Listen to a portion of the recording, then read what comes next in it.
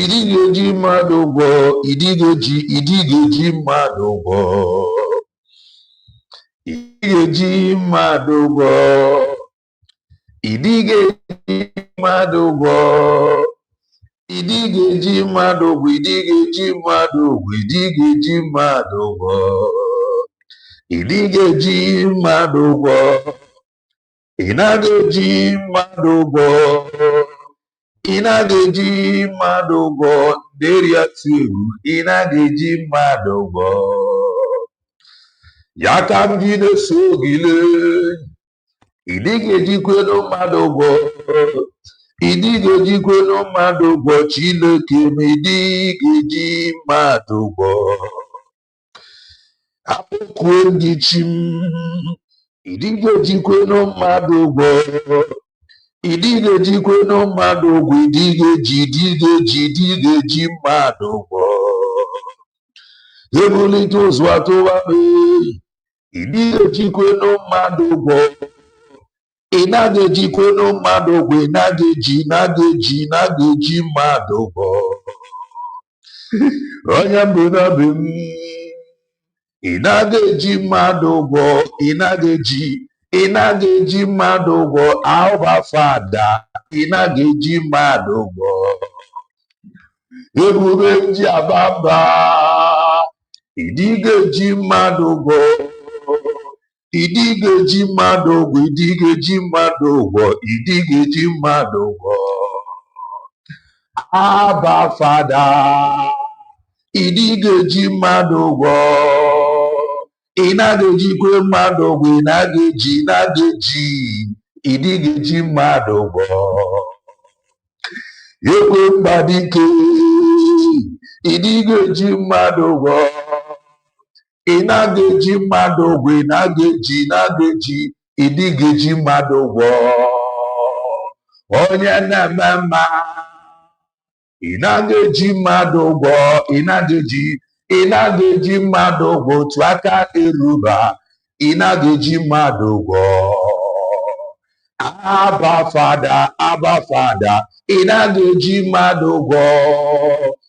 Ị dịghị eji mmadụ ụgwọ, ị dịghị eji mmadụ ụgwọ. Na ndị bụ ndị atụ egwu, ị dịghị eji mmadụ ụgwọ. Ị naghị eji mmadụ ụgwọ, ị naghị eji mmadụ ụgwọ. Ekwerewo m n'ime m, ị naghị eji mmadụ ụgwọ. Ị naghị eji mmadụ ụgwọ lụrụ ihe lụrụ iyi, ị naghị ejikwe mmadụ ụgwọ. Onye olileanya m nọ n'ime ya, ọ naghị eji mmadụ ụgwọ. Ebe ndị nsọ bịara ọrụ, aleluya na-ada. Ebe ndị nsọ bịara ọrụ, aleluya na-ada. Mgbe ndị nsọ bịara ọrụ, aleluya ga na-ada. Mgbe ndị nsọ bịara ọrụ ha, aleluya ga na-ada. Mgbe ndị nsọ bịara ọrụ, ihe siri ike ga-adị mfe. Mgbe ndị nsọ bịara ọrụ, aleluya ga na-ada. Mgbe ndị nsọ bịara ọrụ, ihe zoro ezo ga-apụta ihele. Mgbe ndị nsọ bịara ọrụ, ihe zoro ezo apụta ihe. Mgbe ndị nsọ bịara ọrụ, ihe zoro ezo ga-apụta ihele. Ihe zoro ezo apụta ihe. Ihe zoro ezo apụta ihele. Ihe zoro ezo apụta ihele. Ihe zoro ezo apụta ihe. Ihe zoro ezo apụta ihe. Ihe zoro ezo apụta ihe. Ihe zoro ezo apụta ihele. Ihe zoro ezo apụta na ihe. Ihe zoro ezo apụta na ihe. Mgbe Maịka buru amụma ya, aleluya na-ada. Mgbe Maịka buru amụma ya, aleluya na-ada. Ihe onye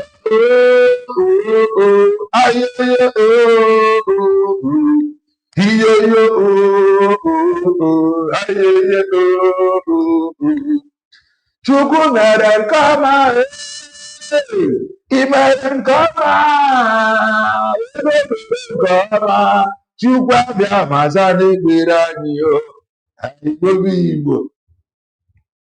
Igbo birikwene, ụtụtụ ọma, ehihie ọma, mgbede ọma, depending your time zone. Anyị adị ka echi, maka na echi adịghị agwụ agwụ ka anyị na-agba n'isonyere. What are you waiting for? Click the like button, subscribe, comment, share. If you are just coming across our channel for the very first time, you are welcome. This is Kelena TV. We are live and we are direct, bringing you the gospel of redemption like your doorstep. If I make about common sense, the reason I brought a marifa, if I gas school, or my chef for Kaiji Wenado. I just want to make common sense as always. CJ, Norian, all the way from Abidjan, Omakamele, CJ Ugu, Dalorian. Tinyi Norian Amakamele.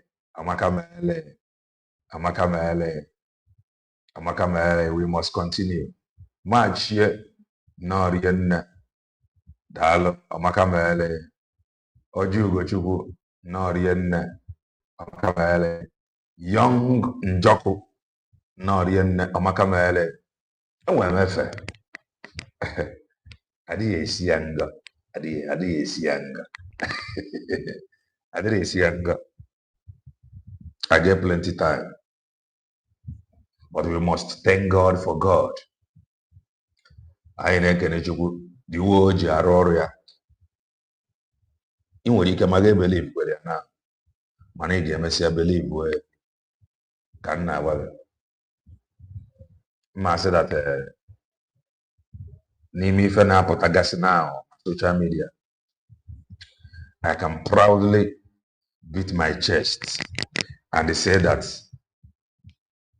we started very well and doing everything possible to make sure that I maintain that stand. Consistency is the key. If I know, as you could know, we started via divine instruction, divine revelation. And from that time till now, I can tell you,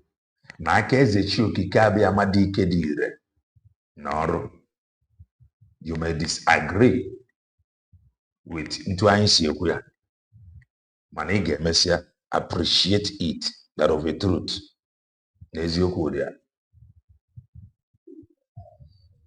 Like video that I played or the poster that I played before the poster video. Ebacharu go Romaze Manjoko apology. And today Acharugo is sharing the poster for protest for him. It is commendable. And God bless her.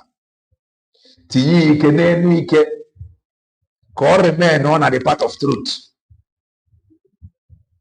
Some people get carried away. And then on this path of truth.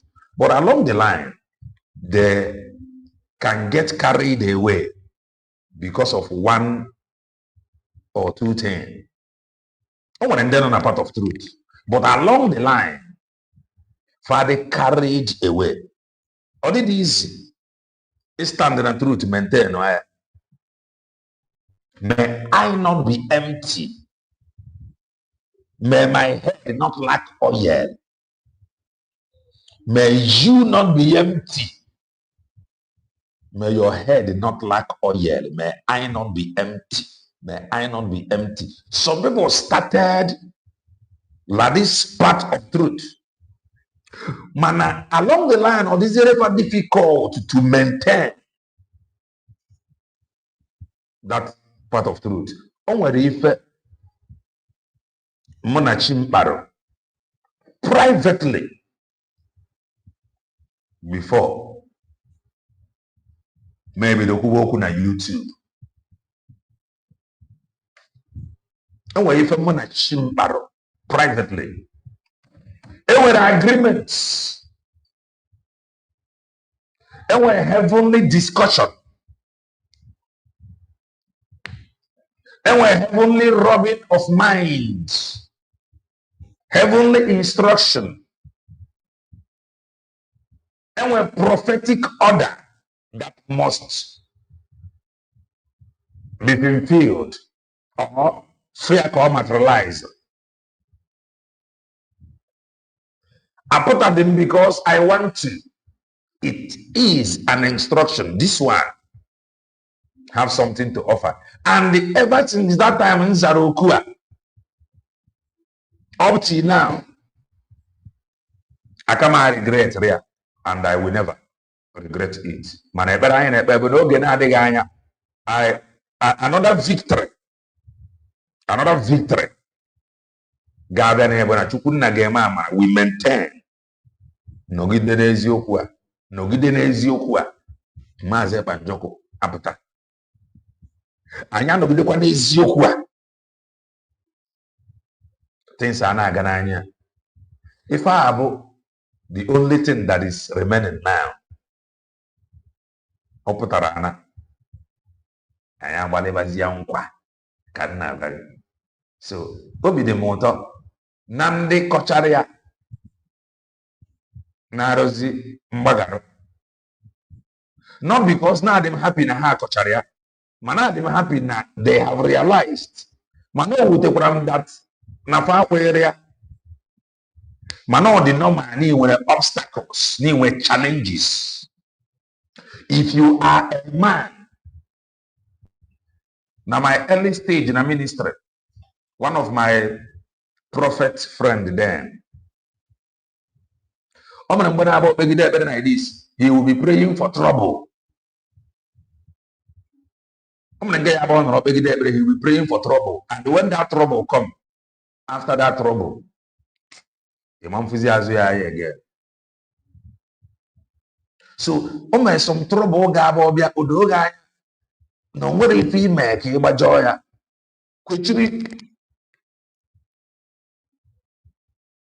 Quechiri no grief for anybody. Onge na chigi my phone number. Onge na chigi my phone number. So I will go to bring program of Ose Oji. Before now, I am now we may be running 24 hours. I am because I want to say guys into a year. And the God keeps directing our footsteps. When you join, do well and touch the like button. Or if I were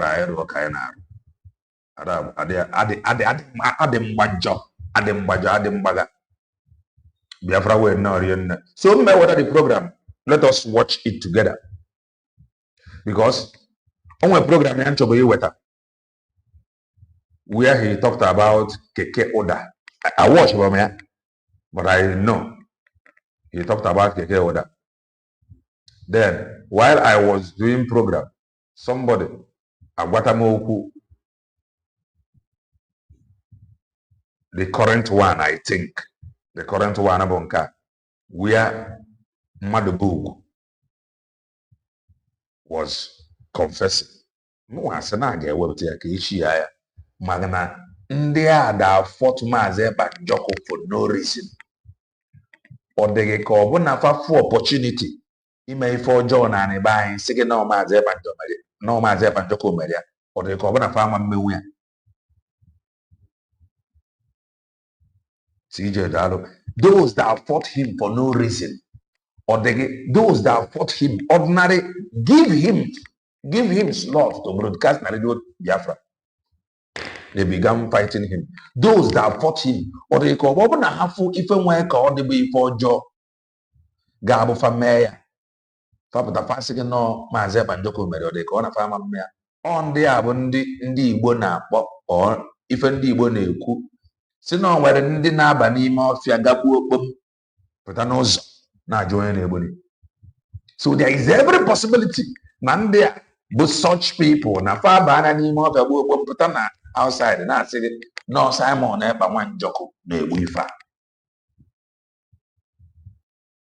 Mana ọ ka mma ntu a ife niile si eme na that those that did not believe kafamatare not be possible na-emere ife ọjọọ na-echapụ ya n'isi na-agba afịa because fa hired almost 5,000 media warriors na-akwụfụ ụgwọ and they put lies against him. Today also they are confessing but of the truth he meant well. If I abugodi the most important piece mụnwa ya achọ ka ndị a pụtara ọrụ abụ the new DOS ka begin undoing ife a bụ ife ọjọọ the sacked DOS man and the canon takano edegara ya nke ọ dere because very soon if we are led anyị ga na-ekwu ya tawan. If we are led, anyị ga na-ekwu ya gbawan. Canon Takano admitted there are 2 petitions against Maazị Banjoko. I would like to hear Canon Takano saying that he have write that he have written against Maazị Banjoko. I would like to hear it from Canon Takano. And Canon Takano, as we speak, let me minus Canon Takano from there.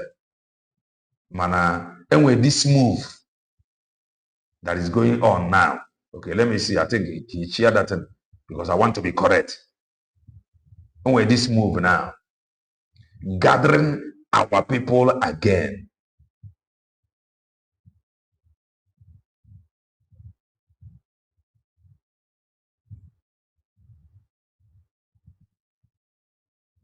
Now, let us see. I think I remember sharing that video. Here you have it. I think this Prince Kano shared this thing. Who is Prince Kano? I think Prince Kano Diche from Canon Takano. Mano 1 year. This is what they share. French. No, again. Kaagada bakwande again. Kaagada bakwande again. Kaagada bakwande again. If I gather and the first and if I be Enugu State and the roads, the Enugu State, okay, let me say that is that Enugu, the Enugu State of the Enugu State of the indigenous people of Biafra promises loyalty to Maazị Nnamdi Kanu. If I be Canon one day Canon Takano wire. Now we're gonna Enugu. No. La loyalty fable to Maazị Nnamdi Kanu. And I ain't wanted to question. Man, I can reserve good here. But let us listen. I got about Ndebai again. Telling Ndebai na-enyefe ego eji ebi all these things for a na-ebi na-agadafa fa na-eme vidio na-ekwu okwu fa dị safe ọ dị mma fa ịdị na-eme ụdị ife anyị niile ịdị na-anụ updates banyere proscription nke IPOB I need an update banyere that prescription from the federal government. I think in the for update na aga edefa ntu a kare katumma kare de na agada fa ntu a na enyefa akwụkwọ na-ekwu echekwa m na-agafe any stage ya. Why are they doing or acting as if they are in a hurry to convince people? Hello. I can't remember the song. I have sung many. I can't remember. Jeffrey, no, I can't remember the song. I have sung many just now. Any stage here. Why are they doing what they are doing? Fana foti anode na ndeba ye believe sikwa. Why are they doing this thing as if they are in a hurry? Why? This thing for them or them nandum dinemia. This thing for them to achieve what? Can the message factory send? At least by now, IPOB has been prescribed for many years now. In fact, the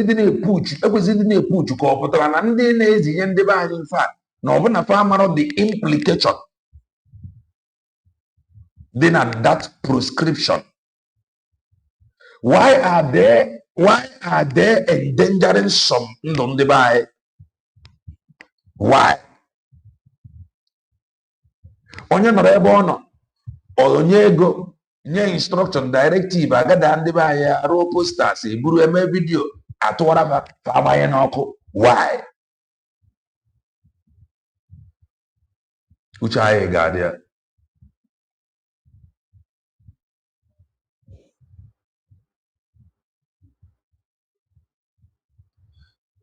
Whoever that is behind it,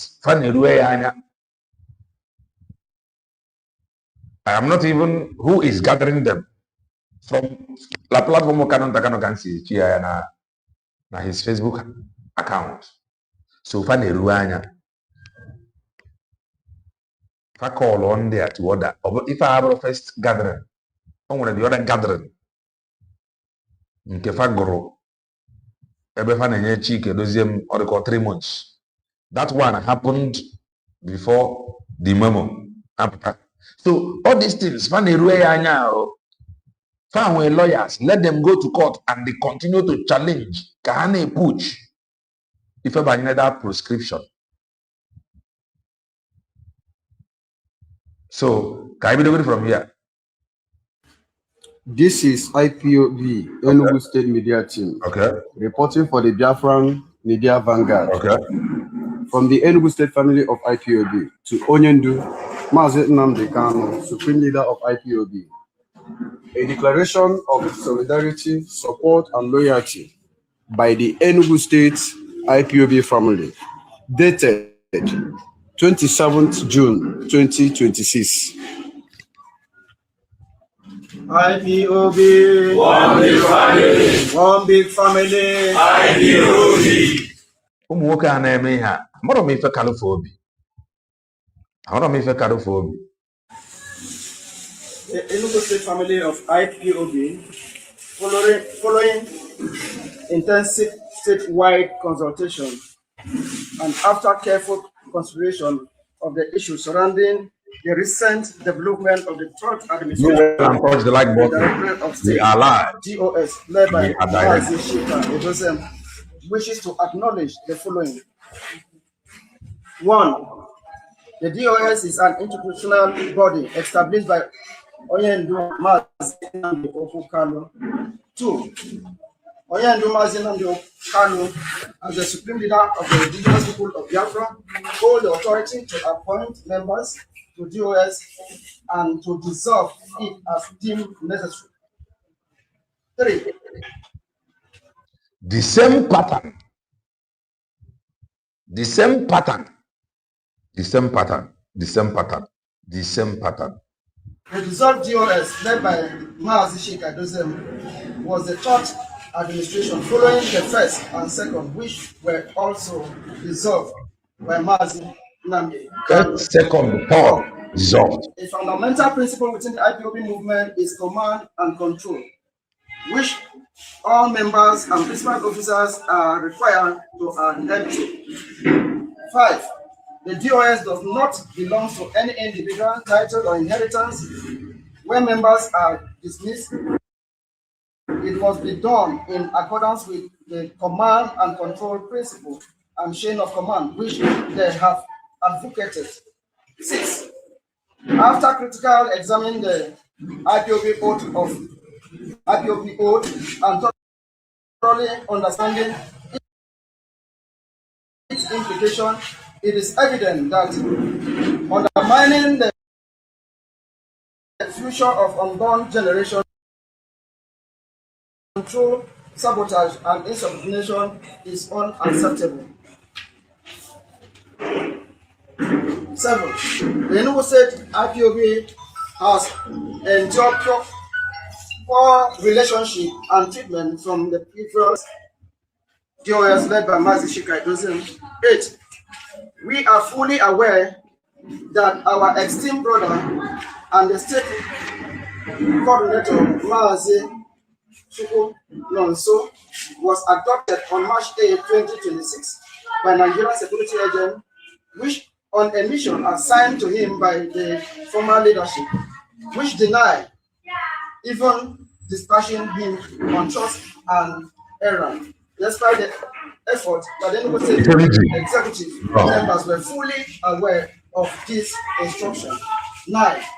The previous leadership completely abandoned our state coordinator, failing coordinator Gabriel was in way issue. to secure his release, despite being duly notified of his location. 10. The Enugu State IPOB family have 4 individuals languishing in Wawa Bara, who were neglected by the former leadership. Triggering Mrs. Kalista Efedi passed away in custody, and it was a Yoruba man, who released a fact, not the former DOS. Furthermore, even upon the death, If any is to validate the sack of DOS, to validate the sack. the former DOS did not assist the widower, who was also detained with his wife at Owawa Barrack. Before being released, while the couples were in detention, the leadership never inquired or supported their children despite being treated in the detention. 11. We have encountered numerous and other unfortunate experiences with the previous leadership, including deceit, intimidation, and concealment of truth. The Enugu State IPOB family wishes to state as follows. 12. Mazi Nnamdi Kanu remain our supreme leader. IPOB. And every IPOB member in Enugu State hereby pledge their loyalty to him as Onyendu. 13. We declare that we shall have no affiliation with the former leadership of Shika Dozem, as we believe in discipline and the principle that the DOS does not belong to any individual or group. 14.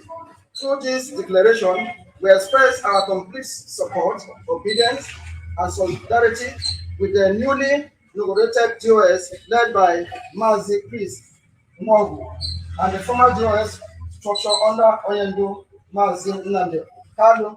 We affirm our commitment to cooperate with the head of the Directorate of State to advance the movement.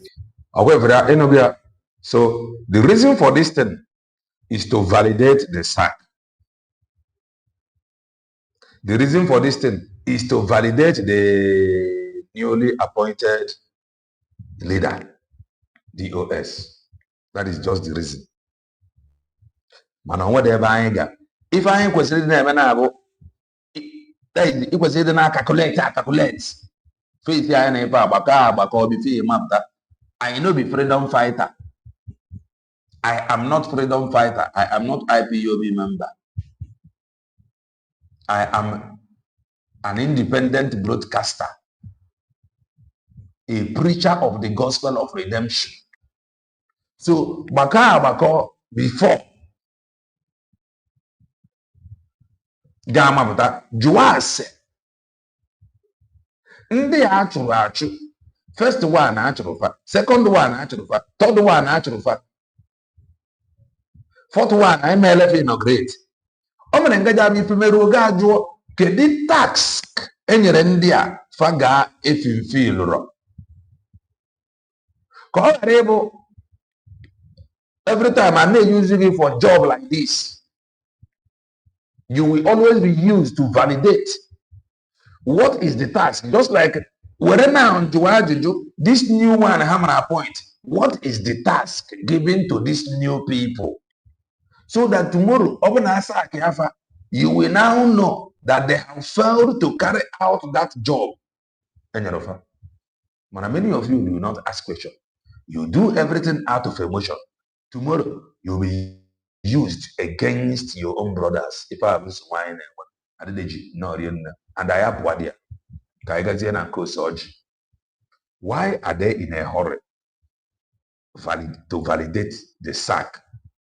Why are they in a hurry to validate the newly appointed DOS members? Ajuju abi fine aju. So where is the the answer? About what's ready. Can now we move.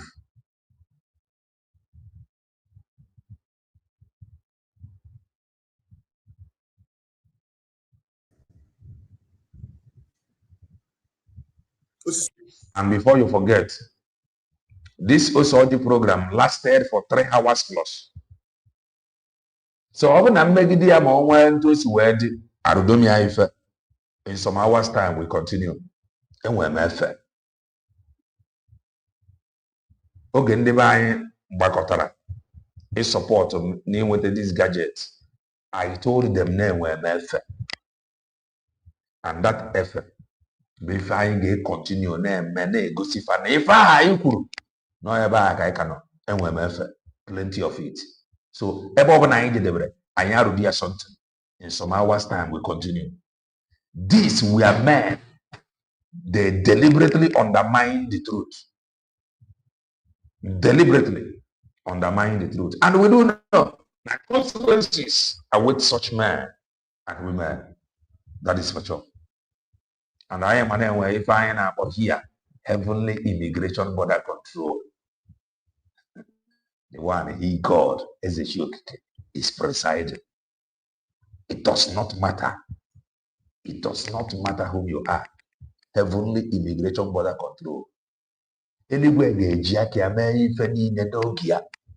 and no man, no woman can ask the Almighty to take it easy. Not possible.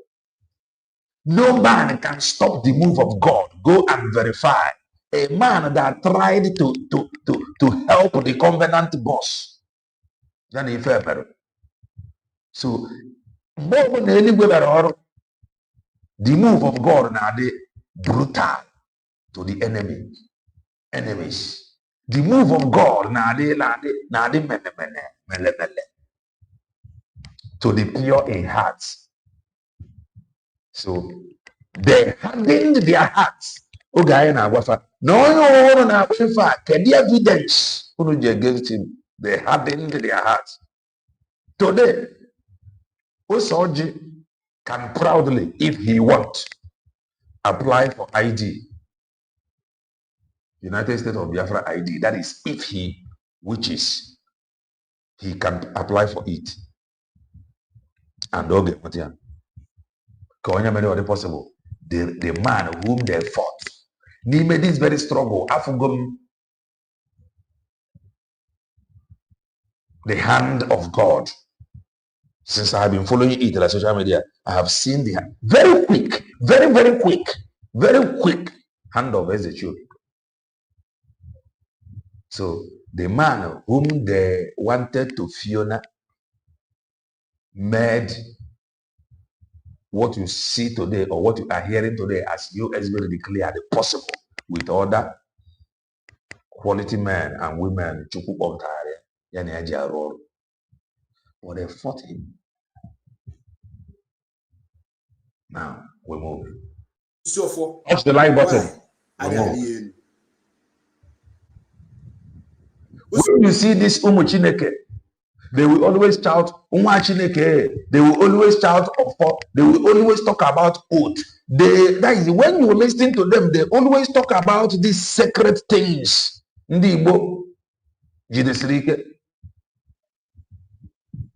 these people, they are always making you, or they want you to believe that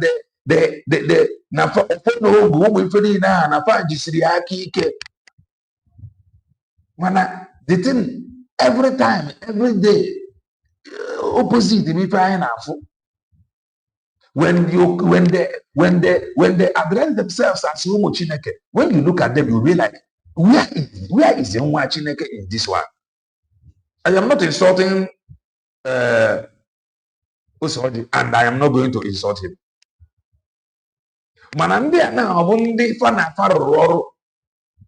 So that is why when I tell you here, all these Umu Chineke, I am afraid of them. Anywhere you see Umu Chineke somebody, they will describe themselves to be Umu Chineke, but they will describe themselves to be that. They will describe themselves as whiter than white and whiter than snow. Whiter than white. Ha ga-ekwu Ose Oji. It is very far from them. Ha ga-ekwu very far from them. These same people, they will tell you about oath.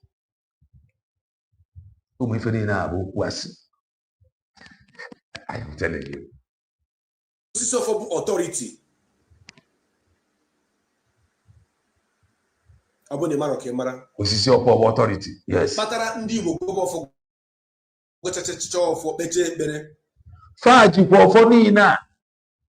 When they were fighting him, all these people, when they were fighting Mazebanjoko, Faji Ose Oji, Fani Mmiri were Sairu, Fani oath, Fani whiter than white, whiter than snow, Fani Chineke. The same pattern, the same people, the same thing.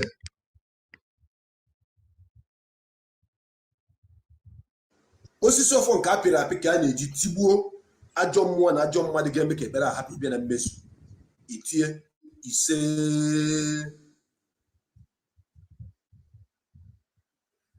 Who go there? I am independent broadcaster. Na center can know.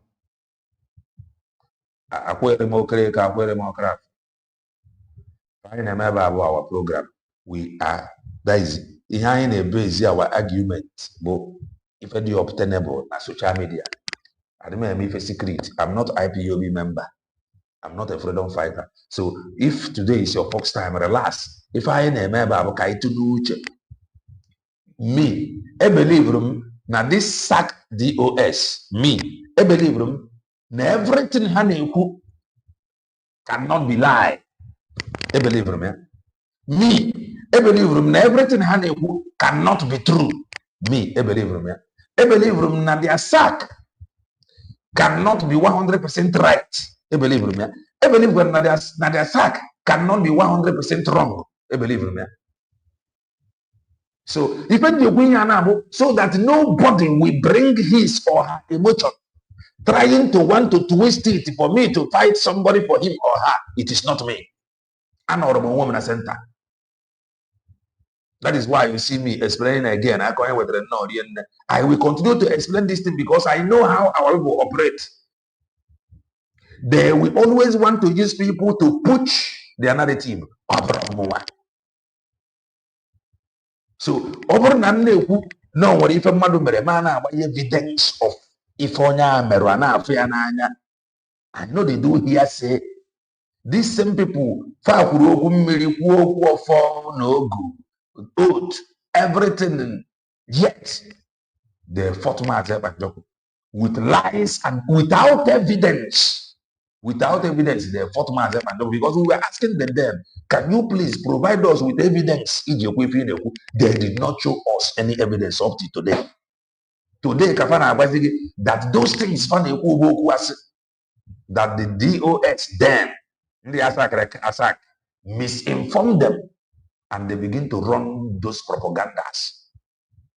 You can go and verify from 191 Charugo, Ukulia countless time. And the Ukua Charugo, I am not surprised because Ogana fight Maazị Banjoko, none of them presented evidence against him. If any Niger fight Maazị Banjoko propaganda.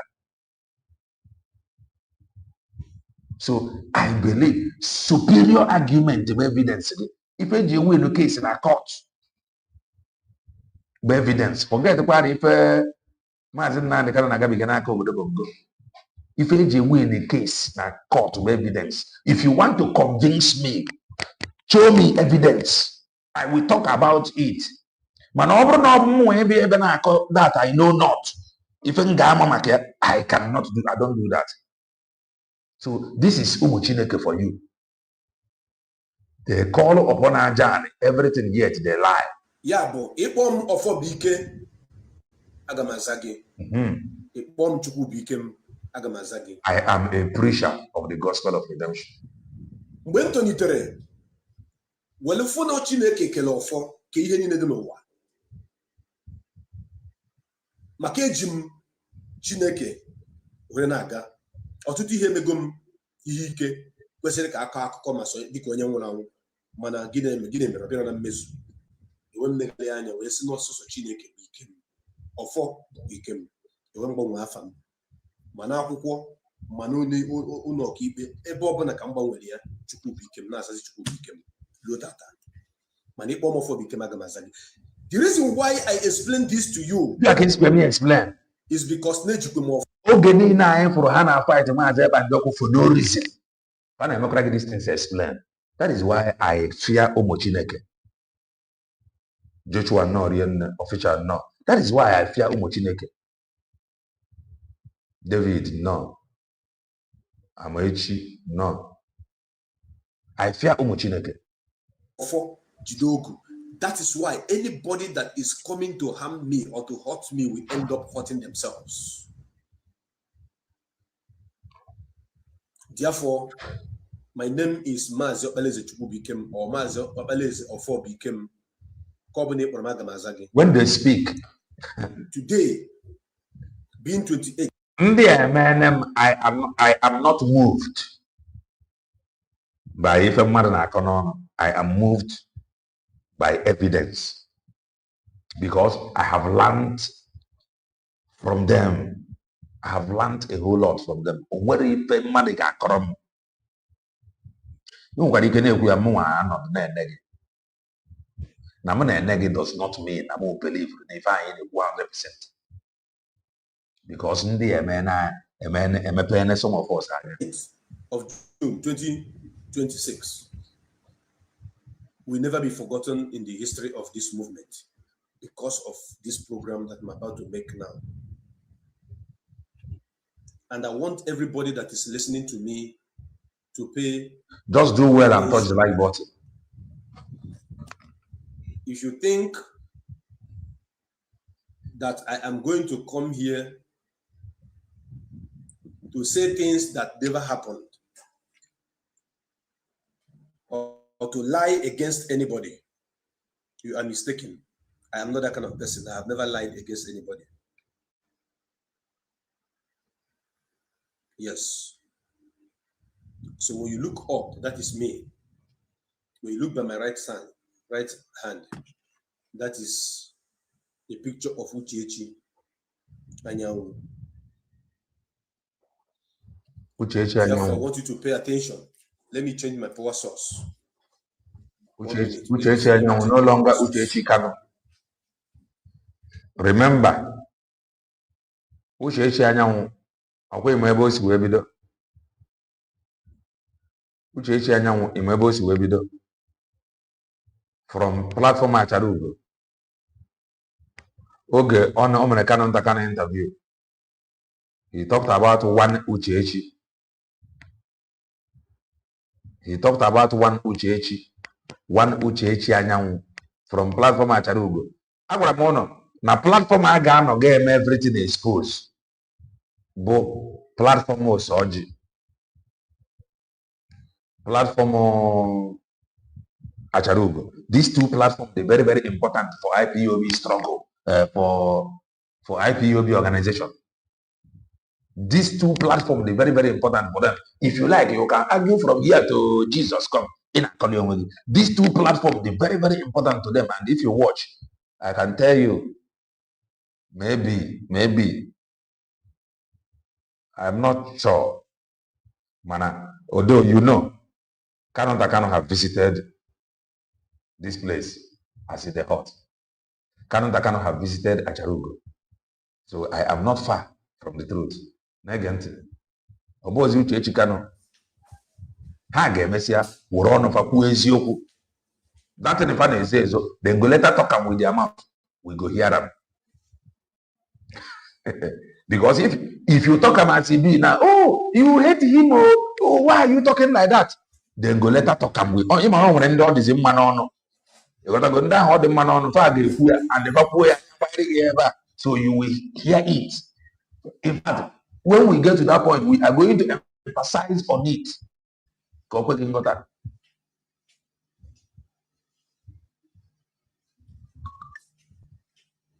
need to go front. Like a program is going to go across the globe. I am going to try as much as I can to calm myself to run this program the way that every Nick and Harry will understand it.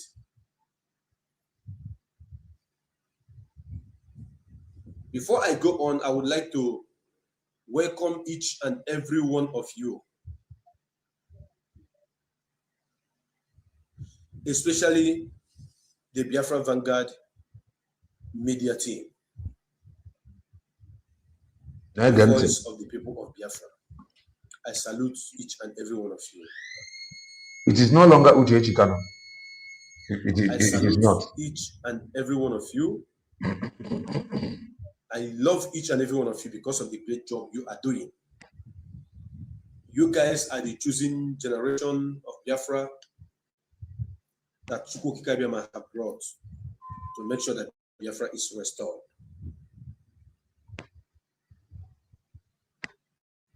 And I will meet a gallant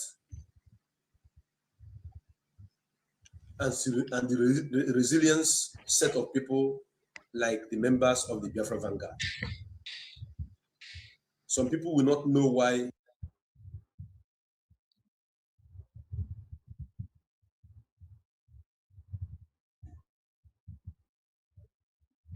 it seems like I'm praising the Biafra Vanguard at all times. The reason why I'm praising them at all times is because these are the guys that are using what they have to serve Biafra, not expecting in return or not underpaid as those that are calling us career freedom fighters present. So I greet each and every one of you. I can't be mentioning your names because I usually do para. And in months to come, we are going to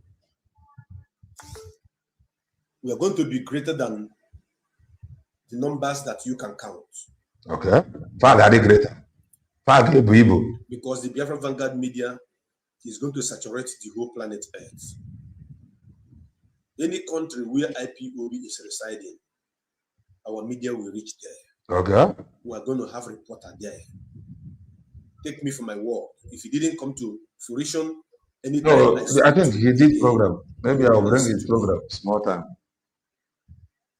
It is not a hidden thing. I'm telling you how we are going to operate like wildfire. If IPOB are residing in the moon, the Biafra Vanguard media will have a representative in the moon.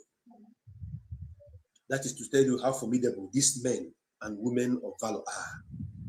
And that is why I appreciate and love them. Therefore, the song that I played when I started this program asked a question. The question is very, very simple. Gịnị ka Maazị Nnamdi Kanu mere unu ji kpọọ onye ndu anyị asị? Mana tata, I am going to direct that question to Ose Oji ga-eme anyanwụ. Gịnị ka Maazị Nnamdi Kanu mere gị iji wee kpọọ onye ndu anyị asị?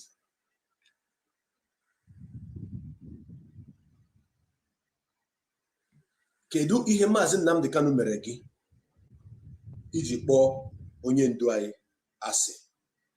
Naanụ ntị n'egwu ahụ before tupu m gaa n'iru.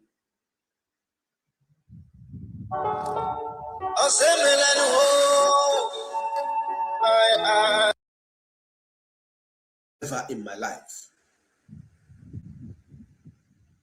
I have a proof of everything I am going to tell you here today.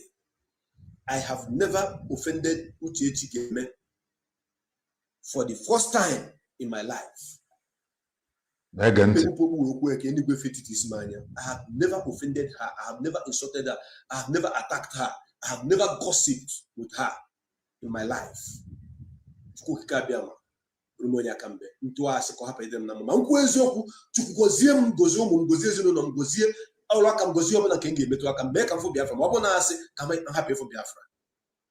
I have never attacked her for once.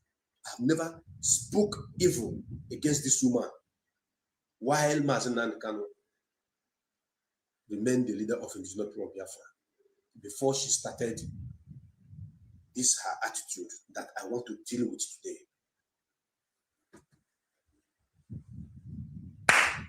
When the SDOS members started their shenanigans, I saw it. I called her. I said, Madam, are you seeing what I am seeing? She said, what are you seeing? Are you seeing the moves, the movement of these SDOS members against your husband? Dear friends, I am going to say it the way it is. I'm not going to add, neither will I remove. Because she knows how to threaten people with alosi, but me, more about alosi no one. You can't jealousy, alosi. Black and no, you were at first like what?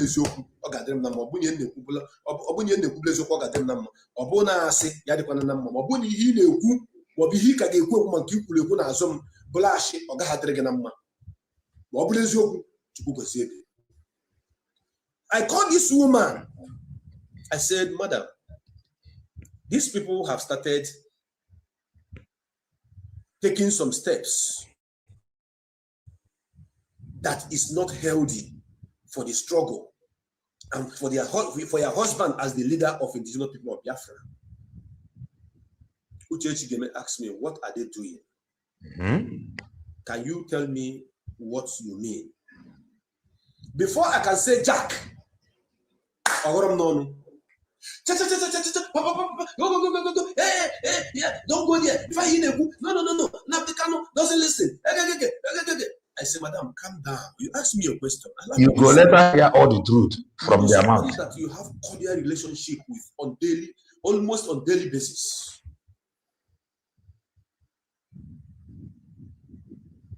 My relationship with her started when Maazị Nnamdi Kanu returned from Kuje prison. I was in charge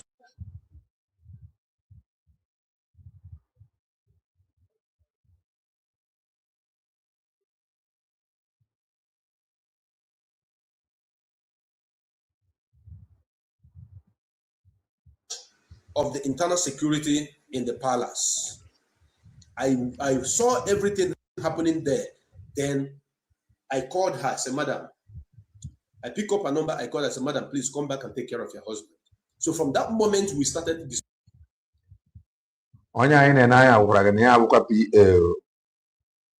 On a moko we introduce as PA. So okay, got how close are they? Because we started talking. I have never gossiped our leader to the wife. Like our leader calling the wife, say, Madam, see this, see. I have never done such a thing. All these people don't cast. Like I'm a man. I'm a man that stands on my ground to make sure that I don't betray her trust with me. Neither have I gossiped her to the Onyendu. Nothing. Because there's nothing to gossip. Mazi Nnamdi Kanu is a busy man. If you come to Afaruku Ibeku, 247, every blessed day, 3,000, 3,500, 4,000 people are visiting only one man.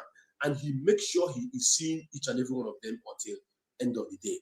Sometimes he will not even have time to feed, to eat. Such man deserves to have his wife close to him. At least after the whole day work and everything, you have a woman that will calm your attention down. You have a woman that will speak to you, that will make you feel loved in a special way. Because the love of those that visit him, when you love your when you find about internal love, real love, he deserves that. But Onyendu was not having it. Then I started calling her, at least to start from cooking food that your husband will eat. Because I don't trust the women in the kitchen. The mother of Onyendu, of the blessed memory, was always busy. Ephemeral. She is busy like the sun.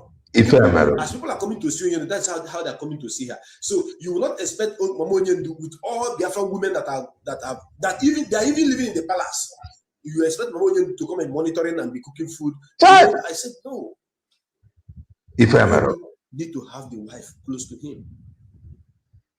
I made the effort to call her. She responded. So I saluted her for that. She responded, she came back. Everything you heard on Nneka Chimezie against how Umunno Onyendu, the family of Onyendu, hated this woman is a lie. It's a lie, the same lie. If I am not the same lie Papuchu against Maze Banjoko. Huh? There, I will not speak about it. I will not say anything about it.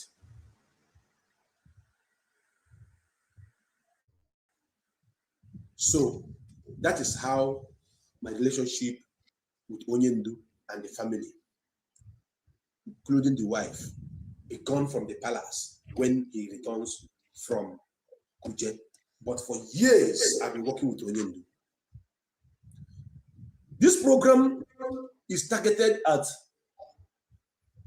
dissecting every lies of this woman against Onyendu.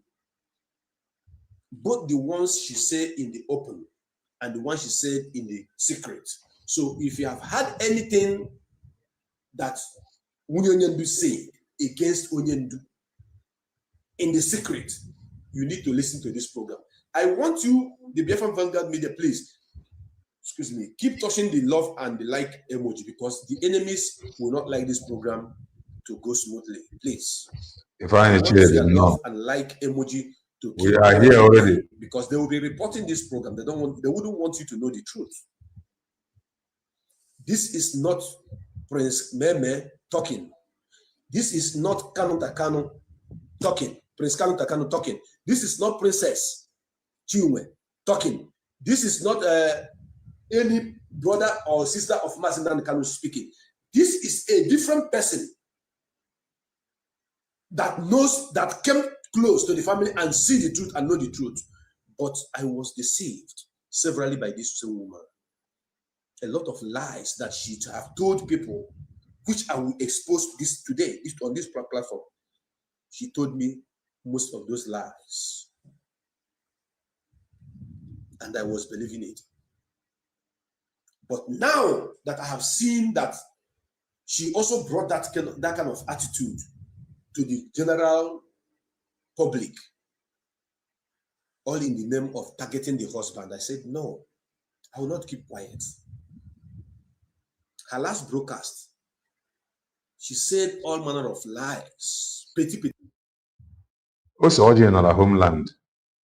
Ọ bụkwa n'ife a ndị a na-akọ. Ose Oji nọ na homeland. Mana o siri ike ịkọkọta akụkọ protest, kọba akụkọ coordinator asịkwa, kọba akụkọ ụmụ Chineke ngagharị nke iwe. Efu Ose Oji dị ya. Ebe ọ bụla ifuru Ose Oji na protest na homeland, Maazị Nnamdi Kanu nọ dị ya. Ọ dị protest ọ na-aga. Ọ dịghị eme ife coordinator ma ọ bụ mgbe iji microphone akọ betere. Ose Oji nọ n'isi mmiri. Lies. And I saw our people coming after her. The thing, I am not 100% sure, but I guess, no. Some of these things, no, it does not matter where you are broadcasting from. The only thing they have, okay, man, that is just the truth. Nigeria government have not finished dealing with what is dealing with them. No, but then I show every on social media. Our own people will be your problem, not government. I said no. Actually, I'm going to say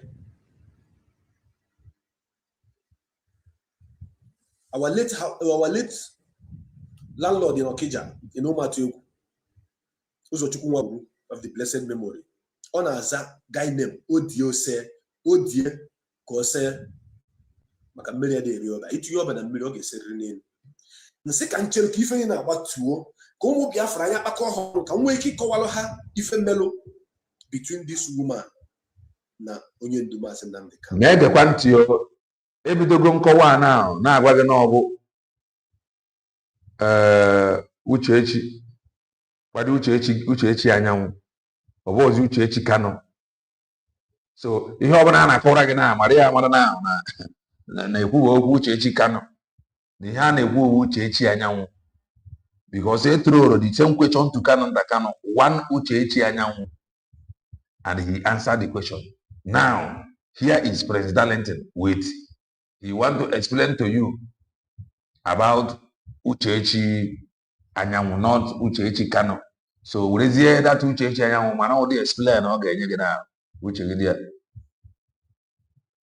I'm telling you now we are our own problem. Obodo Bongo has not, they don't send you a message. Now we be our own problem. Obodo Bongo no send you. Now we be our own problem. Then with a whole lot of people that is broadcasting from homeland, we are our own problem.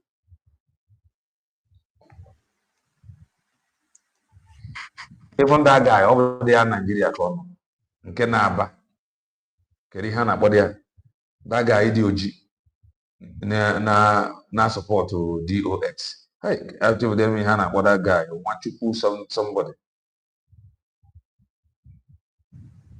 Aga m agwa unu nke bụ eziokwu tata.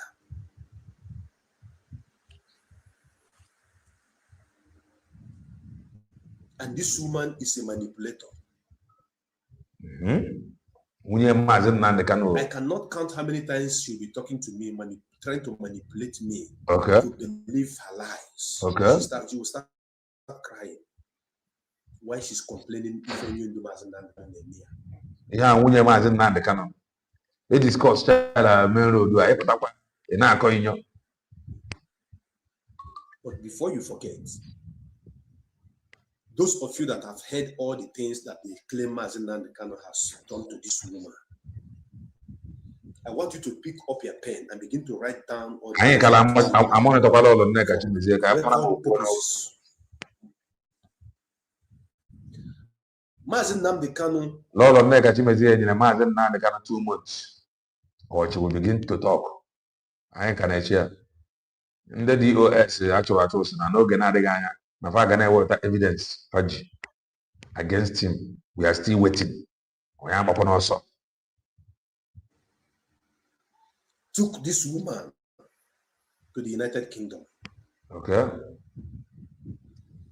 Mazi Nnamdi Kanu, after marrying her, Mazi Nnamdi Kanu paid for tickets. Okay. Got her visa. Now, why had you ever this year now? They discuss everything. or in nature, my friend, what I got approval to go ahead, to go deeper, to go harder. Huh? Visa to UK. And I wasn't going to where go abroad. When she got to UK, Mazi Nnamdi Kanu enrolled her into studies. Mazi Nnamdi Kanu started paying her school fees in United Kingdom. Mazi Nnamdi Kanu started taking care of this woman as a wife he loves. He wants to spend the rest of his life with. Mazi Nnamdi Kanu made sure that this woman lacked nothing while they were living as husband and wife. Mazi Nnamdi Kanu have shown this woman much love than so many of you that are believing the lies of this woman against Mazi Nnamdi. Oh, when you come now, I say no, she only love. That is the wife. That is the wife. Okay, show the wife love. Okay, let not TV or my wife go you show love. He is not marrying my wife, so it is normal for him to show love to his wife, and it is normal for me to show my wife love. They can have shown to their wife. If Lashini man aturu unu niile kwekọtara na eziokwu. Ụdị ịfụnanya. How many people kwetere na eziokwu? Many go pụtara gwa gị na eziokwu. Nọ na media. Well, let's continue. Mazi Nnamdi Kanu gosigoro nwaanyị ya. None of you, I repeat, none of you, I can challenge any of you because of the fact and the proof I'm going to drop here today. You have not done what Please do well and touch the like button. Of what Mazi Nnamdi Kanu did for Uchechi. We must continue. If you are not listening, I want you to pay close attention. That is why I said I want to calm down and speak to people. Okay. I'm trying to, put 1 + 1 together to get 2, so that you will understand those enemies of Mazi Nnamdi Kanu that she is working with. We know that there is somebody that Chukwu Kikabiama kept by the side. Now I realize the reason why I was not included in Operation Python Dance attack. Okay. I was not among the people that died. Okay. Chukwu Kikabiama kept me for a day like this, when Mazi Nnamdi Kanu will not be outside to defend himself. That will speak for him. Thank you. She was not born in any UK. She's not from a wealthy family. The woman has born in the UK. Or many boys go to UK. She was taken to UK by Mazi Nnamdi Kanu. Okay. Purchase visa for, pay tickets, BTA, every damn thing that took her to United Kingdom was done by Mazi Nnamdi Kanu. Any lie or whatever she's telling you guys will not stand. Now forget about that police and the Chiji. Forget about that police in Ako. On the Bible police. The Bible police. The problem I want to this very struggle. One night work I going what they said, define Biafra struggle. Carry it as currency. Those that is selling it, go and buy. The problem is that many of you only define a Biafra struggle for myself. Anybody can broadcast from anywhere. If you got no threat to federal government, the answer is no. Why? He is not fighting for freedom. The way some of you see this thing baffles me. Our people, our problem. Not federal government. Our people, our problem. Why is it not the kind of lawyer? They represent on your federal government through life imprisonment. A lawyer.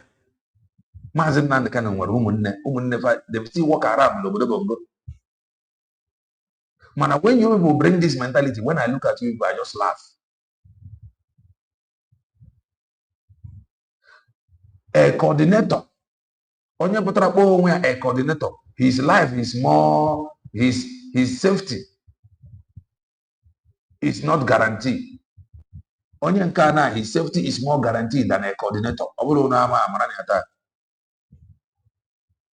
All of these criminals, imagine someone broadcasting about Biafra in homeland without police disturbing him or her, but only Biafra clothes that Chiwetaragu wear. Police arrested him. This is Mary Fobu. Ije check if meru oge a that period a Chiwetaragu yi that akwa o nwere ka obodo dị oge a ife a bụ ife ndị be anyị ga-ana. At times when I see some comment, I will still know na onye nke a very far from understanding the way things si aga. That is why at times I don't even bother to respond to some comments. That period eforo na-ekwu ife a o nwere ka obodo dị. So onye ọbụla ma ife kwesịrị ijidegodi onwe ya aka.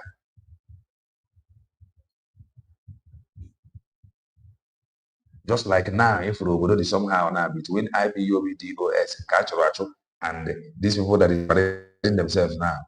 And I have pleaded for everybody to be on guard. Don't go and man one negi for job because you are supporting DOS. Don't go and man one negi for job because he or she is supporting Mazen Nambekano, President DOS. Because at the end of the day, all now you will know your brother. Now you go still manage your brother, not the federal government. The promises now then go still fight this fight. I raised the alarm here. I said you people should be careful. Especially in the homeland that knows each other, because now a divide go on. Only one house. Now a divide go the house. As Akialand there. And then when some members of IPOB that is loyal to DOS, when they loyal to Mazen Namdekano, now if I had to know about I raised the alarm here. Tomorrow now, onye may be if one called it. Oh, federal government. Oh, Nigeria police. If you not call bunker, Nigeria they don't even send you a message. Now you are just out of wicked. They dealing with each other because of your support to the DOS Mazen Namdekano structure, or because of your support to Mazen Namdekano and the people that just support. La ndị be anyị na-eme their brain na-etinye ya n'ọrụ. Some things ama na-eme. O nwere ife ga-abụ ome, you just look at your brother nwanne. If I akwa settle between me and you, we no get issue. May everybody just dey there. Nah, enough. Ị na-akpọrọ onwe gị. Because if she tell me, I will begin to bring out some things that will make her break down in tears. If the husband did not pay for his visa, na me go pay. Ike wura left for them. The husband bought the UK money for nacho. Amani am. Mawo obori owo ticket la visa omo. Maybe you thought I would come here and begin to shout. You are ahead. You are no. I am giving you facts and figures on what happened about this woman. Okay. Because her tactics was to lie against Mazen Namdekano, to make me hate Mazen Namdekano. I didn't realize it on time, but at the time I began to pick it from the walls. She wanted me to hate Mazen Namdekano. By the time I begin to tell you what this woman has said against Mazen Namdekano, things that if I'm not a man that used to process issues, that used to process word information,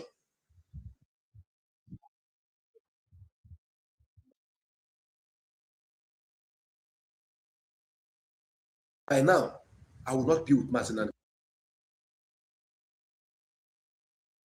Namdekano. And those things she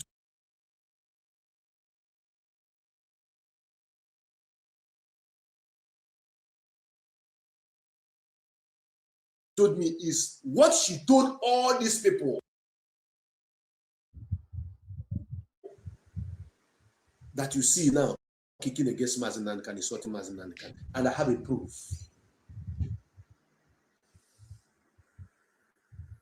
I have a proof. How does I it could go? not They never get share. They never send you I message. tag her Ajo why Okay. in this program. All kwa nwunye Mazi Nnamdi Kanu. Mana ka ọ na-akpa ajọ nwaanyị. Mana mgbe o bidoro ya, ọ gwago gị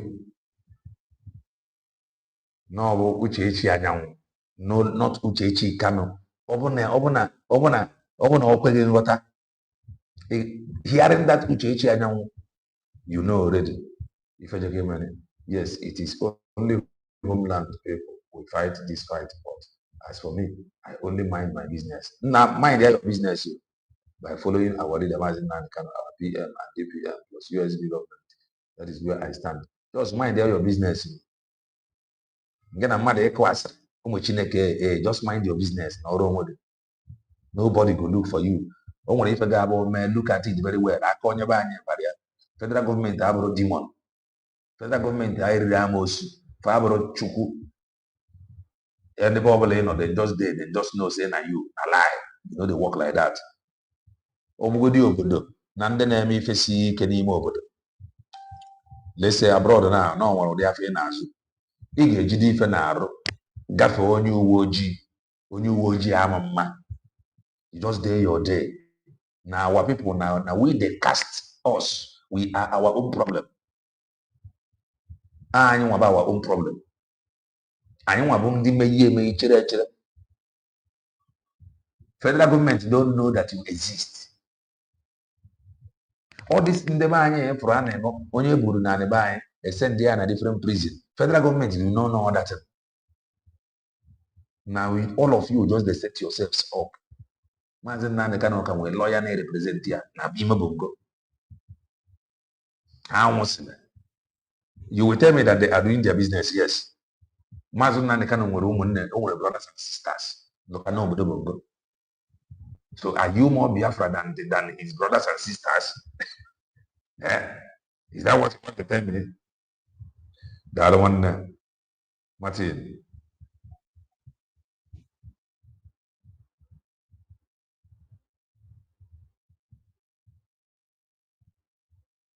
Oh, let's continue. On that flyer, I am sorry, sir. Okay. You gave everything in you. Your love, your heart, okay, everything. But I know what used to happen to people like you. A very strong man, a very powerful man, who God has blessed with everything. Facial beauty, height, good color, quality of intelligence. Now why? Because if you're not against this, appear other mother God get that.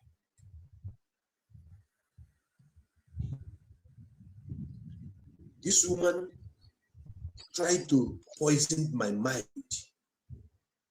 Not once, not twice, not 3 times, not 4, not 5, uncountable times to begin to hate Mazi Nnamdi Kanu. I did not agree. My wife is a living witness because at the time she was talking to me, I repeated what she said so that my wife will hear it. After the discussion, my wife asked me, I heard you say something. What was that? I said, that is what Mazi Nnamdi Kanu said to me. He is married. I intentionally repeated it so that because I'm not the kind of person when I'm answering call, I put it in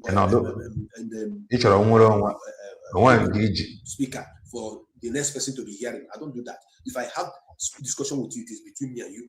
That is me. That is why people that are calling me will testify. If you call, I will tell you. If you like, put me on record. Because what you're going to hear from me, play it anywhere in the world. Anywhere in the world, play it. I will not be indicted. Because whatever I tell you in the secret, it's something I will tell you in the open.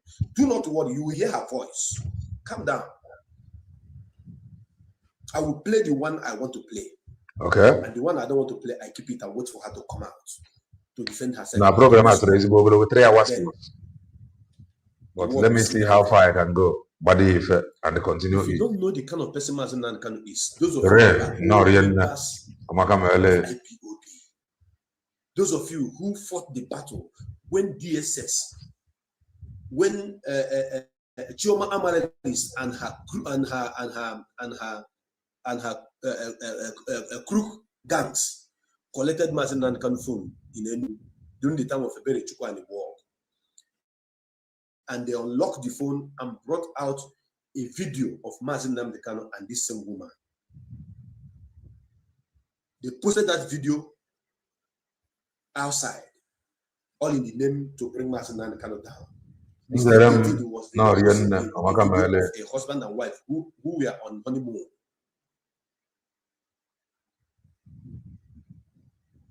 My wife watched that video and told me, say, come on, this man is so lovely. I'm not telling you to go and be looking for the video. Because when a woman wants to destroy a man, they will forget every good thing. Excuse me. They will forget every good thing, every beautiful moment you people share together. What they will be speaking about you are the errors. The ones that they believe you didn't do well is what they will be presenting to the people. But those ones you did well, they will not talk about it. You need to see this video. But I'm not asking you to, I'm not encouraging you to go and watch it. Mazi Nnamdi Kanu was so romantic. Oh my goodness. Hey, okay. Mazi Nnamdi Kanu was so calm, Okay. so nice. Very romantic. Like, hey, I was asking myself, is this the same man that whenever he handled the microphone on Radio Biafra, I'll be seeing a different person? Then I came to realize that there's a spirit that handles the microphone for him. if you watch, this thing in the is correct. Because if you watch, more than a Achari program. In fact, that program Achari Ugomero, Ebe Okuru Maka Mazi Nnamdi Kanu's wife, Master Prophet called into that program. He was very happy. So this thing you see that is playing out now on the game, you know, feed to on the game, we are laugh free. You know, go feed to you know, go feed talk. And now them they talk now. Onya now. So now among those who be see your money for them. Because maybe I will go far. So I go ahead. Acharugo. So now among those that we say it, I want it for them. Maybe I will go ahead. If I have on the age before he was shouting, oh, as long as I know, the wife still remains the wife until Onyendu says otherwise. Today, all my nurse wala Kanu from his name, from her name. Second of all, Anyang. Why Oji my nurse or Kanu? The first program, how many of you remember that program? I played the program here. I played that program here. In that program, Mazi Nnamdi Kanu wife or come. Uche Kanu. How many of you remember the program? Today, Uche Kanu. Tizie Uche Anyanwu. Covering history. How Mazi Nnamdi Kanu married her, take her to London, to UK. How Mazi Nnamdi Kanu is romantic. He could not even wait. Another official letter. But we need the letter because if I ain't a choke or in the public, they already know. This is what happened. Ogeni na ifrane me. Ha. Agogo ndi aka akwụkwọ. Benchi can know. Agogo ndi aka akwụkwọ. Ogeni na ifrane me.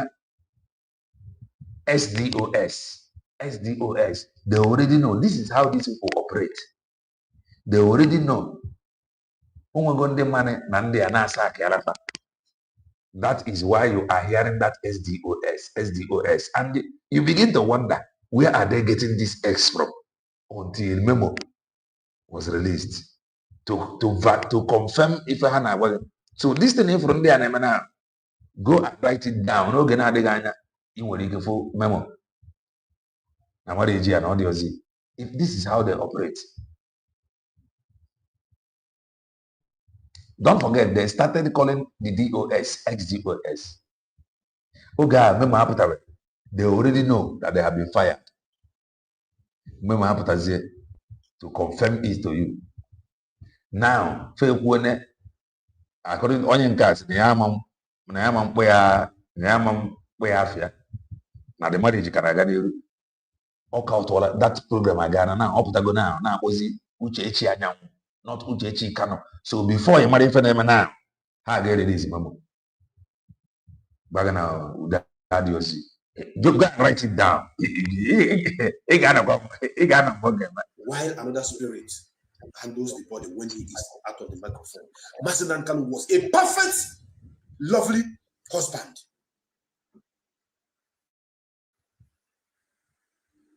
If not for any reason, if not for one thing, I would have go and look for that video. But it has to do with privacy. Because I sent that video in an archive. I look for it. But no need of posting it because that is, in that video, you see her nakedness there. She's half naked there in that video. So it's not something that I encourage you to go and watch. But the reason why I am using this as a preamble is for those of you who are always condemning Mazi Nnamdi Kanu, who are always believing in every lies from the voice of this woman you see here. And when she's talking, she'll be crying. Emotional blackmail, trying to put you into another mood to believe in everything she's saying. But then I'm a man that sit down and narrate things. Okay, Benchika, you told me about this program. Now read. While he was doing the program, the sister of Mazi Nnamdi Kanu was in the program. She was even commenting. Agrange, na people will go talk and go talk. Ndị ejije arụ dị ọrụ ka ejije arụ ya. O nwere onye ọzọ, onye a, and acha, ndị a bụ ndị ejije arụ dị ọrụ. No, na-eme program a na nwanne Mazi Nnamdi Kanu na comment section. I know go launch this video. Make the run or the above in some hours time I continue. Because you see all these things. Okay, Mr. Aboti.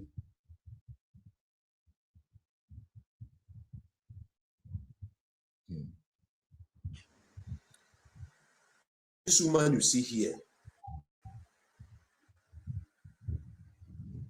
I still have a lot of things to say, but I am going to take it one after the other. Okay. You see Ikenga Uruago started attacking and insulting Mazi Nnamdi Kanu, calling him another name. This woman is the reason. Difference. This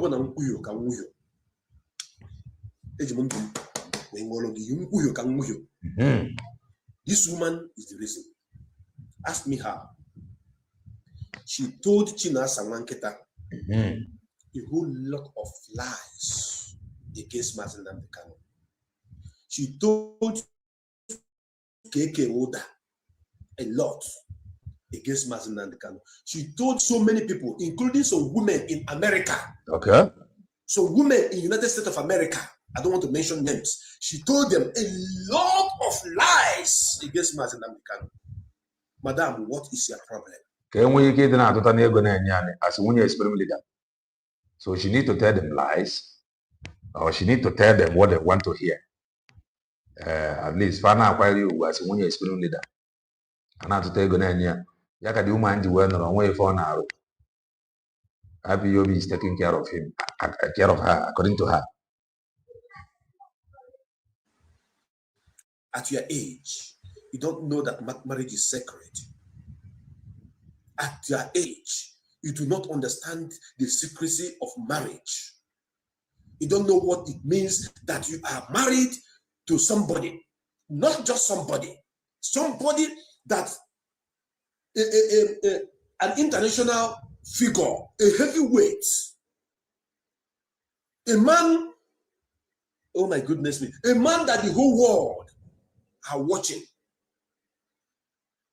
You took your dirty linens, go and be washing it with Chinasa Nwanketa, with KK Oda, with Ifeanyi Ejiofor. And they, in return, break it down to Chibuzo Egwuatu. Chibuzo Egwuatu was the first person that started attacking Mazi Nnamdi Kanu using some kind of words. And 99.9% of West China Ichibuzo to use against Mazi Nnamdi Kanu were all the things that this woman here told me. Threatening with Alosalu Sebuogi Osibo, more about this. Threatening me with Alosalu Sebuogi.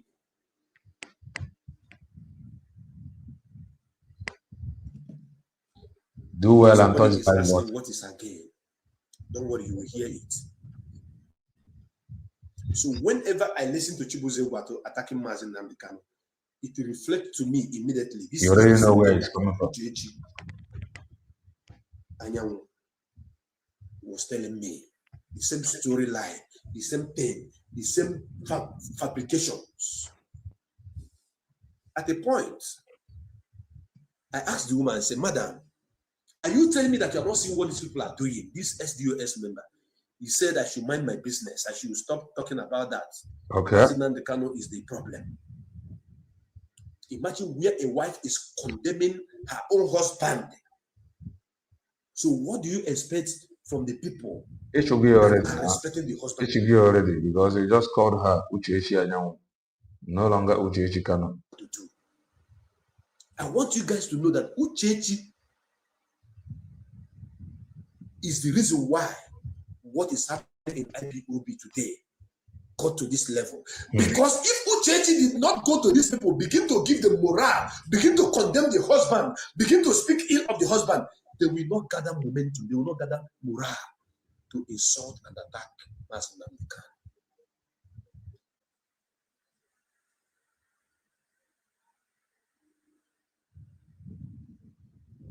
What I'm telling you is not cock and bull story. Continue to share this program. Tag Uchechi 1 million times. Tag Ifeanyi Ejiofor for 1 billion times. Tag Keke Oda. They will confirm that everything I'm saying here is truth and nothing but the truth.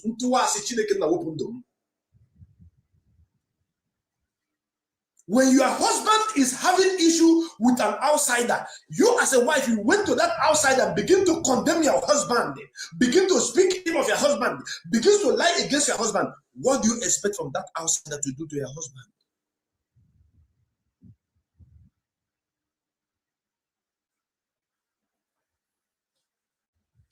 So this woman here stood on her ground to destroy Mazi Nnamdi Kanu because she said she have asked Mazi Nnamdi Kanu to give her divorce, and Mazi Nnamdi Kanu refused. She told me, pump and play, that she have asked Mazi Nnamdi Kanu for divorce, and Mazi Nnamdi Kanu refused, so that she knows what to do. This woman told me that she have the capacity of destroying IPOB. She threatened she's going to write a book of her marriage and sent it outside there. I told her, Madam, do not write anything. Even if you write anything, wait, let your husband come out first. You sit down with him and make up. He said no, that nobody.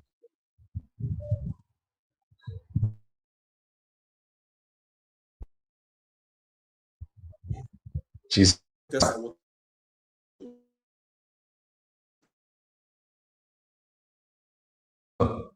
Amanya the book model now.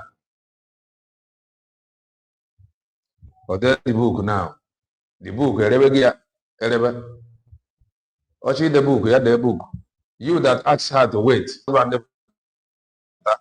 You to social media. You advise her to wait.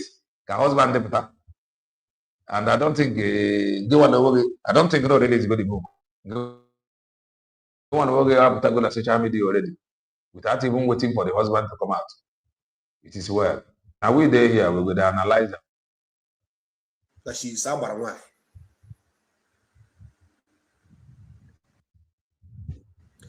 Then I rebuke what she said. I said, Madam, you cannot destroy these two movements.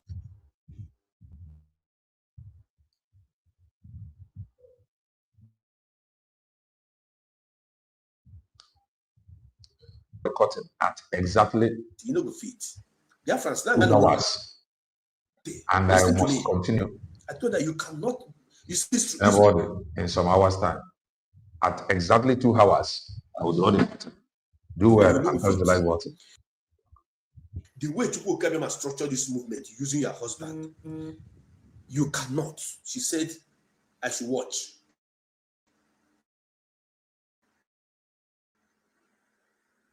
I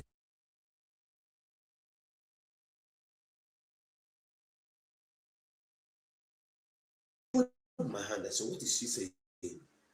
How do you mean that you can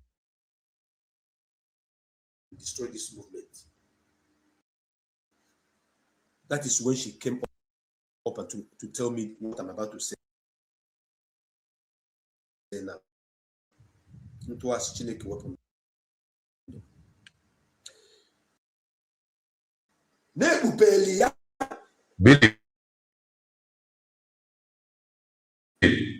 Norian. Negosilia.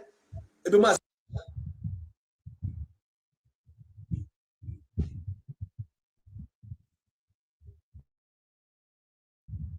Na kanu.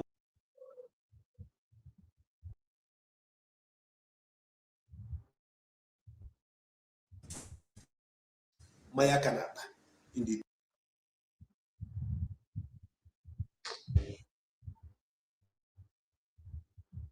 Let's see.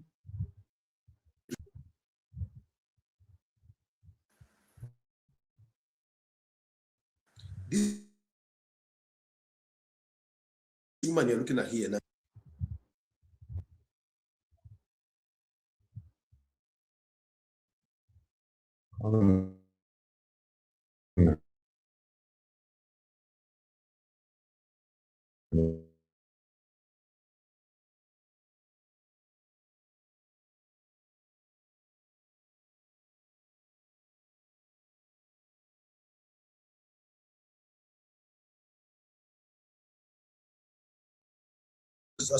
Say na lie.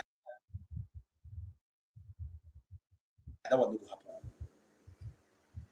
Little did she know that Namu and the woman matter dibia pro 1 million. Dibia go Protana, dibia Osagwagaria. Madu kubi oku ojo ni sigi. Jokers. I want to say if I hear you came that Mazen Nnamdi Kanu have paid all his dues. Mazen Nnamdi Kanu have given everything that he has.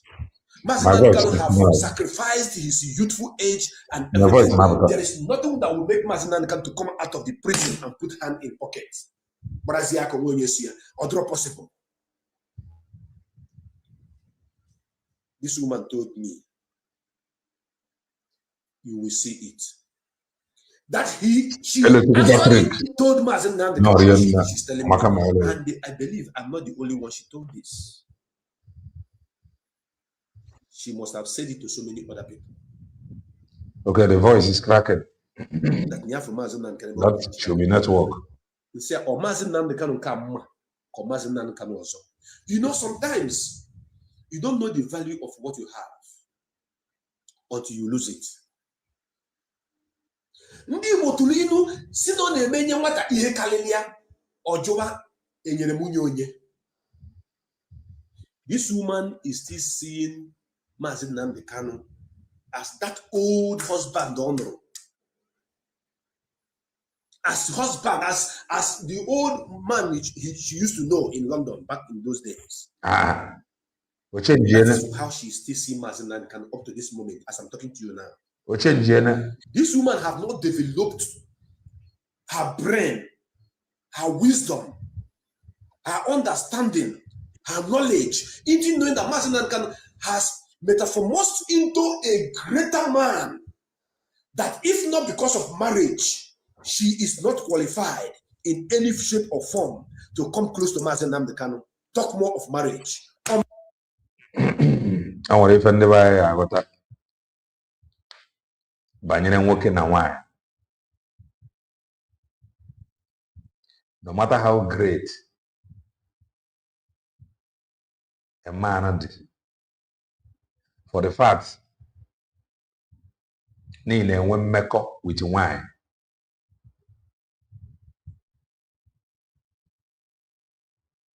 ọ ka ga-emekwa ka nwanyị a ga-esi na-apụta gị. unless ma ọ bụ na ịdị enwe mmekọ with nwaanyị. Nwaanyị ọbụla nke na ya nwere mmekọ, no matter how great, if for that man to be, ọ nwere ntu a woman ya na ya na-enwe mmekọ ga-esi n'afọ ya. Because he had no qualification before Mazi Nnamdi Kanu married her.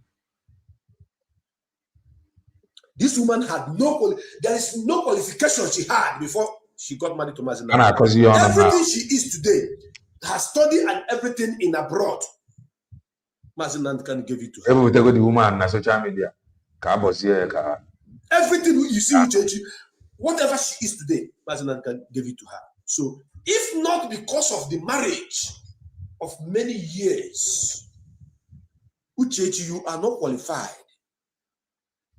If you want me to rate you and rate Mazi Nnamdi Kanu now, from 0 to 100, you are not up to 7. You rule 7. Do you know why? Because you don't know the ethics of marriage. You, Uchechi, Anyanwu, do not know ethics of marriage. If you do, you will not carry your marriage matter and come outside, begin to gossip with China Sawankita, with Chike Dozeha, with Ifanye Jofo. Even gossip the matter, the marriage matter to you. She gossiped the marriage matter to you. Okay, order. So that disqualified you. That 7 I give to you is just because you are a woman. That's why I gave you 7.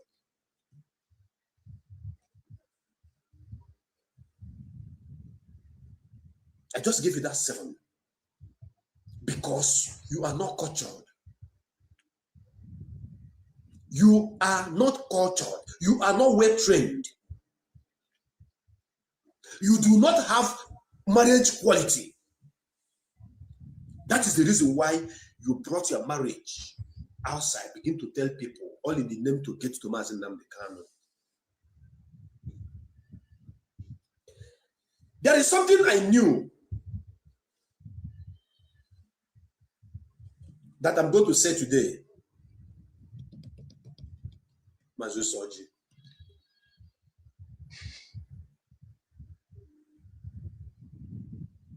Huh? There's something I knew that I'm going to say today. I will leave no stone unturned, but I will keep more things. Do well and touch the like button. Come out and mess up. In the next what I found out about this 18 minutes, we'll draw the curtain. Is that this woman is a narcissist, but she used to call Mazi Nnamdi Kanu a narcissist.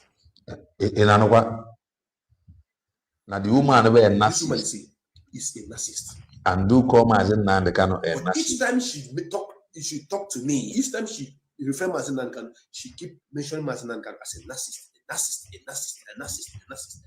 I went to my dictionary to check the meaning of a narcissist. I came to realize that she is the pure definition of a narcissist, not Mazi Nnamdi Kanu. Mazi Nnamdi Kanu is a man that have listening ears. Mazi Nnamdi Kanu is a man that share opinion with people. Mazi Nnamdi Kanu is a man that listen to the voice of reasoning. Mazi Nnamdi Kanu is a man that give everybody opportunity to express themselves, even if he is offended, even if it is not beneficiary to him. Mazi Nnamdi Kanu is a man that when he stand with you and say one is we one, Mazi Nnamdi Kanu does not instigate anything on anybody. Mazi Nnamdi Kanu give everybody freedom of speech and expression of your characters. So tell me how this woman keep calling Mazi Nnamdi Kanu a narcissist. And I believe that is what she has been telling Ejiofor about the husband. That is what she has been telling Chibuze Wato and Ndotuya, KK Oda, China Sawankita, calling the husband a narcissist. More love, darling. Yeah, France. Are you with your pen? Let me shock you people with more. Okay. The reason why I said when I started that there are things that Mazinan can have done for this woman that none of you have done. That this woman you are looking at here today have a roof over her head in the United Kingdom. Mazinan Kanu bought a house in the United Kingdom before he joined this strong, before he started this IPOB.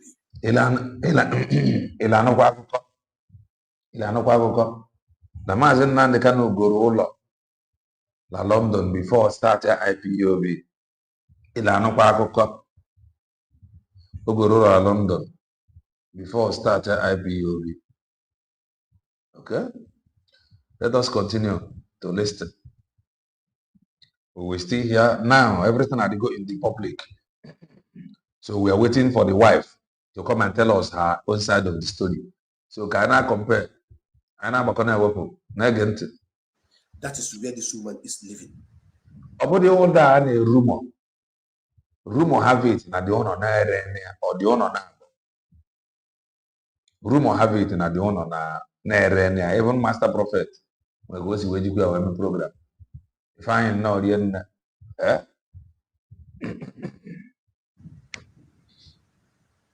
Mazinan can give you shelter abroad and gave you shelter in your father's home. Immediately, yeah. Mazinan can build a duplex for this woman. Now listen. Because when she was talking to me, Mazinan can abandon us. Mazinan can doesn't care about us. He doesn't feed the child. He doesn't feed me. He doesn't give me money. He doesn't take care of me. I sat down. I said, wow. As if I did not know everything that Mazinan can do well and touch the like button. In the next 14 minutes, we draw the contact. Mazinan can somehow how many of you build house for your wives? Rumor have it that she built house na her father's house. That is na her father's compound. Rumor have it. Na the woman no benya. Okay, okay, let's continue. That's house. When Mazinan can have not built his own house. Okay, wine. Hey, love hello, Biafra. Did you hear me? Did you hear me? Do you see the kind of husband Mazinan Kanu is? The father of Mazinan Kanu built a house. And the families is a family house, all of them were living there. Mazinan Kanu have not built a house of his own in Afaruku. Call anybody in Afaruku Beku. Joha, Mazinan Kanu. Ask those of you that are foolishly listening to her because she used to cry and use emotion to shortchange your sense of reasoning, to switch your sense of reasoning. Before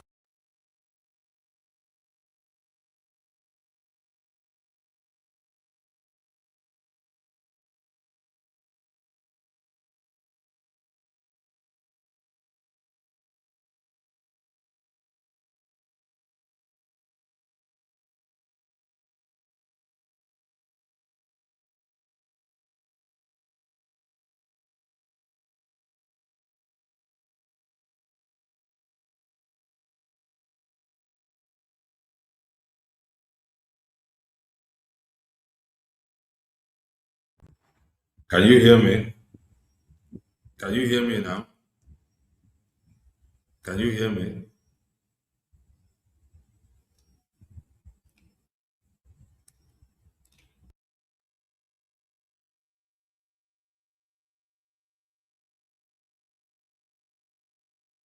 All right, the sound is back now. Nah, this is my mic. One of it from I called the two. So the other one, had there. So I'm now using the laptop mic. I'm now using the laptop mic. How is it? What do you get? So if I want in an annual who has name expire. You gotta go. So some of these things, if you remember, even IPOB now, okwu megre expire.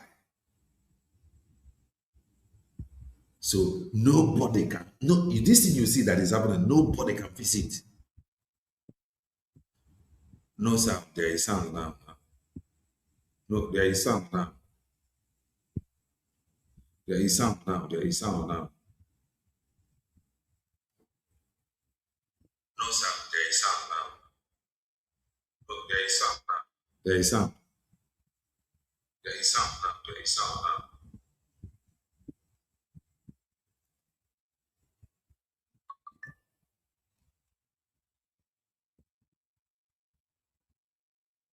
Yes, there is sound now.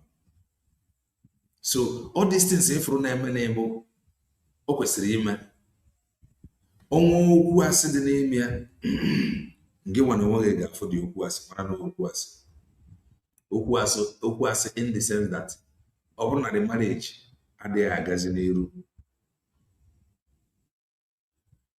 ị ga-afụ ya ọ bụrụ na ekpuchigide na this marriage ịmaka with speculations na social media ịmaka mgbe a na-akọwa this marriage endigoro maka mgbe a na-akọwa this marriage endigoro a na-ama na-eji the marriage na-ama na-eji ya the marriage ehitiele rock so nobody can fix it ma ọ bụrụ ore na ife ahụ anyị na-anụ mgbe a na marriage a endiana ife ahụ a na-eru ma na marriage a endiana ọ bụ na emegide mesịa na ma ọ bụrụ ezie this thing is bound to happen so that truth will prevail into our court. N'ife niile a na-eme okwu asị nwere mgbe o ji emebi o mebiri ara nobody can put it together. So that is that. We must continue. For the burial of the mother. Mazi Nnamdi Kanu single-handedly buried her mother. Hello? Una na ife na-ekwu?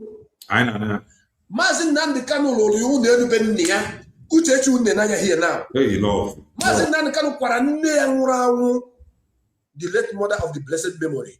Love. The woman, this woman you are seeing here. Ifunanya. I know as Keke Oda will be watching this video now. If I need Jofo and their cohort, their body will be preparing them. Their spirit will be judging them. Their heart will be beating faster. Why? This guy totally now working the next.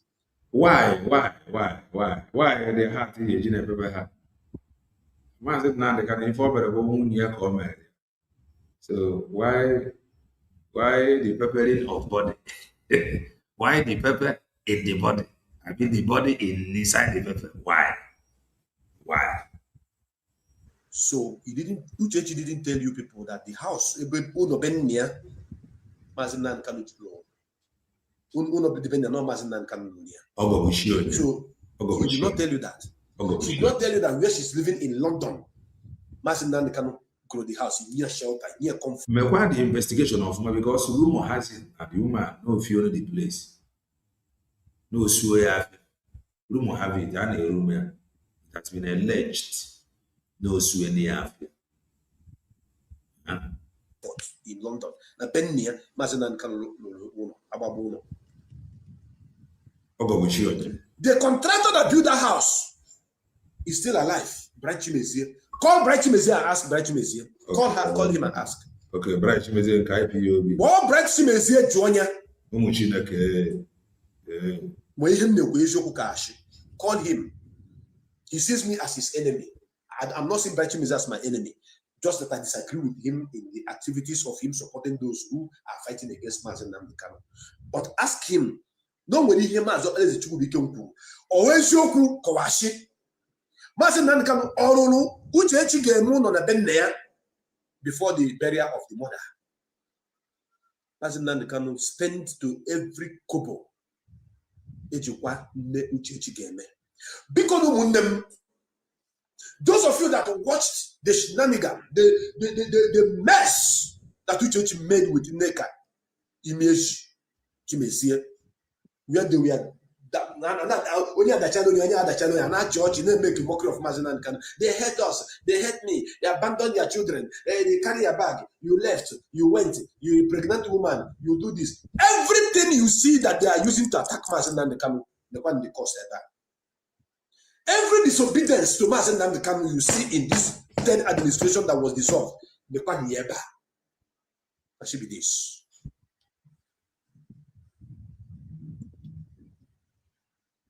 Everything I am telling you is verifiable fact and figures. Ya fota be abaye camera ya deny we are no fu.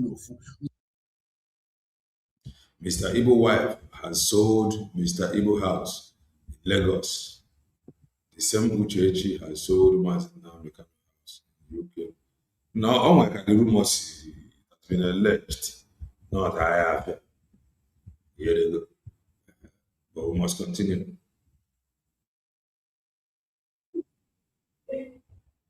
Nke ọ bụla o denied ya ṅụọ iyi n'elu ya. Nke ọ bụla o denied ya ṅụọ iyi n'elu ya. Chukwu okike bịa mana ihe nga na-ekwu eziokwu maka Mazi Nnamdi Kanu is not outside to fight for himself. Exactly. I don't care. Tomorrow, Mazi Nnamdi Kanu, I am not even doing this for your marriage. Okay. You know, to marry with each again. It's not my plan. God sees my heart. Exactly. But I am doing this to vindicate you of all the lies and the hatred that the woman you called your supposed wife have put in the heart of the people. Oh, marriage matter and respect you for who you are. Oh, marriage matter. Opposite is the reverse is the case. Opposite is the case. Alef wale ni roa. Keke odi ilona ro munye gonyo chono na benni. Mr. K. Ejo fi lukuru munye go Master Prophet. Uno na benni program. Then how? Chike dozie ilukuru munye go no na benni. How many of you have shown that kind of magnitude of love to the woman you are married? Afugum. Although I am yet to listen to that program, but I will bring it. Nankana, Orwakariana. Already everywhere. Enjoy what you see happening now. So truth must prevail.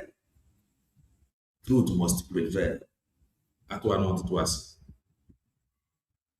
Onyendu Mazi Nnamdi Kanu, that Ose Oji is constantly accusing, abusing, insulting, cursing, and lying against every day. Whenever he pick phone to call anybody, he will start washing Mazi Nnamdi Kanu as if Mazi Nnamdi Kanu is worthless.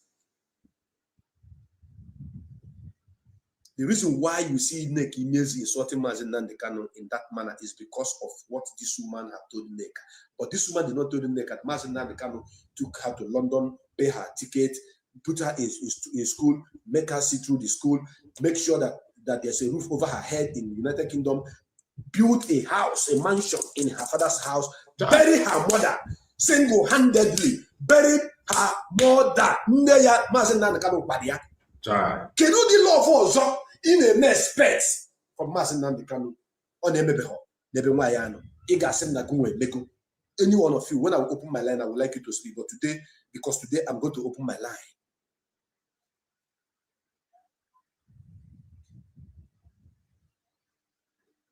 The biggest problem these SDOS members have is that I am here. I am their biggest problem.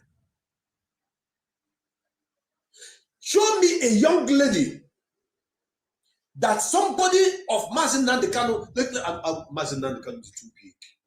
Let me just say, somebody half of Mazi Nnamdi Kanu's personality we pick from village, marry her, get her visa, pay for her ticket, take her to Europe, buy house where she's living, she doesn't know what is called house rent, make her comfortable, buy her a car. This woman is driving a car in United Kingdom. In case you don't know, who bought the car? Mazi Nnamdi Kanu. What on in UK? This woman, Ose Oji. What on in UK? Or they are Chineke na to go na live large. He gave them a spring leader. Here they go. Okay, man, if any na that's you. Or even whoever that no man will show you your hero. All these things will happen so that no man will show you your hero. When you see your hero, you will know them. Oh, come, oh, this person is our hero. come and look at him. Oh, he is our hero. Don't tell me that. I must see my hero and know the reason why I will address such person as a hero. Don't introduce hero to me. I'm man. Mazinan can put it, make her comfortable, paying all the bills in the house. Then build a house in her village, bury her mother. Tell me if such a woman will not be worshiping the man as God. I'm a Jew. Or when why I get metro me and you, as far as Mazinan can tell you why he turn on top of you, and Mazinan can have done these things that I mentioned here for you. Will you still come out and begin to insult your husband before his enemy? You begin to match with the enemies of your husband, make friend of the enemy of your husband, lying and denying your husband of all the great things he have done for you. Will you still do that? I'm asking you this question. My own exposition is not to come and call on I can't call William as and kind of such names. I cannot do that. But then I have a truth that is more potent than insulting and calling you any name. Okay. That is what I am going to give to Biafrans today, one after the other. And after my explanation, I will go and give you what a researcher have made that I want to use to match, to compress everything that I've told you about this woman, comparing her with Delilah and the Jezebel in the history, in the story book of Bible.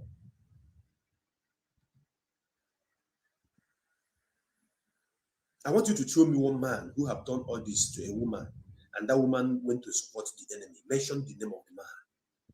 Even Nelson Mandela did not do half of what Mazinan Kano have done to this woman. Have not done half of what Mazinan can do for this woman. Nelson Mandela did not do half of it to Winnie Mandela. Not half. Not half. Okara Olulo. You see, women, if from why, though not all women, but if from why, some why I saw. 1 minute. Right. I am drawing the curtain from here. I'm programmer. I'm going to continue here. I'm going to continue the program.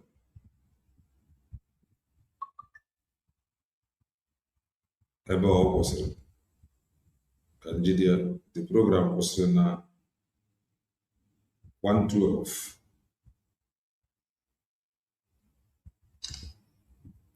Mma continue this program ebe a. So ọ bụ na ị nwee data, chọta data. Forget about what you see happening now. Only some things you know not. To some of you, that is too emotional. If an emana will really make you to be strong. But very, very important. If an emana is very, very important. No, okay, matter when you're your hero.